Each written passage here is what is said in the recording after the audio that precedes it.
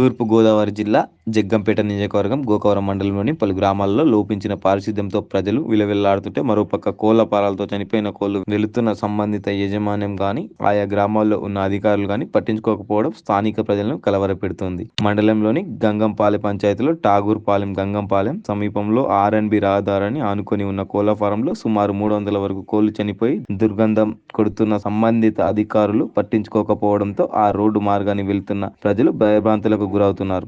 చనిపోయిన కోళ్లు వెదజల్లుతున్న దుర్వాసనపై కోళ్ల ఫారం నిర్వాహకులు అడిగిన నిర్లక్ష్యంగా సమాధానం చెబుతున్నారని గాని సరైన జాగ్రత్తలు తీసుకోవడం లేదని పలువురు ఆరోపిస్తున్నారు. మట్టి వాగు పడ్డ కోళ్లతో వచ్చే దుర్గంధాన్ని భరించలేక మీడియాకు సమాచారం అందడంతో అక్కడ చేరుకున్న మీడియా సంబంధిత తహసీల్దార్ కు ఫోన్ లైన్ లో వివరణ కోరగా మాకు సంబంధం లేదన్నట్టుగా నిర్లక్ష్యంగా సమాధానం కూడా చెప్పడం కోసం మేరువు ఎంపీడీఓ ఆన్లైన్ లో వివరణ కోరగా ఏం జరిగిందో తెలుసుకుంటున్నానంటూ సమాధానం చెప్పడంపై రోడ్డు మార్గంలో పోతున్న ప్రజలు అసహనం వ్యక్తం చేస్తున్నారు.